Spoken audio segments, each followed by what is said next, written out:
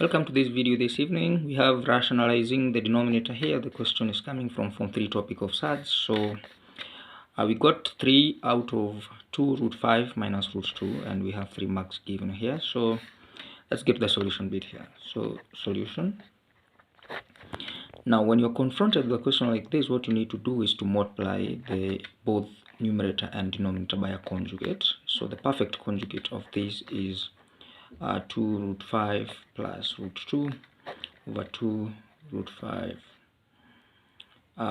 plus root 2, right?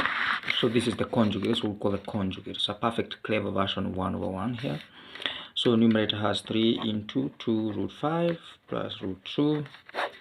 The denominator is a difference of squares, so we need just to square the first number here and the second number, then subtract. Okay, so the first one we have 2 square, that's a 4 times root 5 times root 5, that's 20. Okay, so minus root 2 square, that's a 2, so this gives me 6 root 5 plus 3 root 2 out of 18. So, and we can see that now from here that 3 is common both in the numerator and denominator, so we can factor 3 out. We have 2 root 5 plus root 2, then over 3 times 6. Okay, so this cancels with that. This gives me 2 root 5 plus root 2 out of 6, and that's the answer. Okay, so the main thing here we need to get is that we need to multiply this the entire expression by a conjugate, and we've seen that a conjugate is a clever version of 1 over 1. So because we have this is minus sign here, so it turns out to be everything else is the same except the sign, right? So you multiply by that, and this is what you get, and then you simplify. Okay, so the entire process of rationalizing the denominator is to get rid of the surds in the denominator, and that's objective that has been achieved, right? That's it. Right, let's go to the next question here.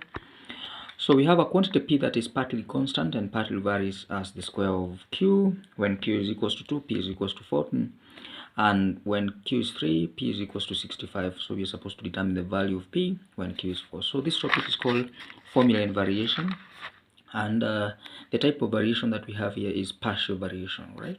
So we've got to have two simultaneous equations which we are going to solve, and then eventually get the two constants, and then write the equation connecting, right? Okay, very quickly let's get the solution here. We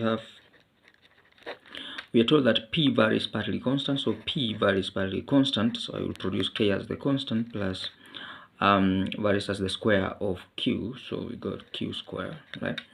And then to remove this proportional sign, we introduce another constant in front of q squared, so we can say m q squared, and in this case q and k and m are constants. Okay,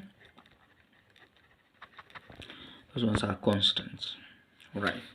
So we have been given this piece of information here that when q is 2, p is 40. So we have 40 equals to k plus q squared, that's 2 squared, that's 4 for m, equation number 1. Then we got the second piece of information. We have q is 3 when p is 65, so we have 65 equals to k plus 3 squared, that's a 9, so 9m. That's equation number 2, right? So we solve these two equations simultaneously, and we determine the value of k and m. So it seems like now we can subtract equation number 1 from equation number 2. So we have, this is 15, that's 65 minus 40, that's 25, right? Which is equals to 5m. So m equals to 5 when you divide both sides by 5, right? So we determine the value of k from here. So we have 40 equals to k plus 4 times 5, now that m is 5, so k is nothing but 40 minus 20, and that gives me 20. So the equation connecting, we have p equals to 20 plus m is equal to 5, so we have 5q squared, and this is the equation connecting.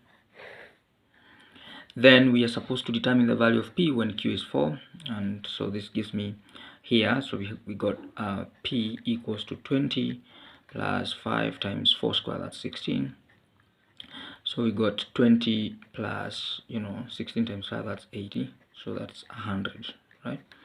So when q is 4, p is supposed to be 100, since 20 plus 16 times 5, that is 80 plus 20, that gives me 100. Okay, and that's how it is done. Thank you.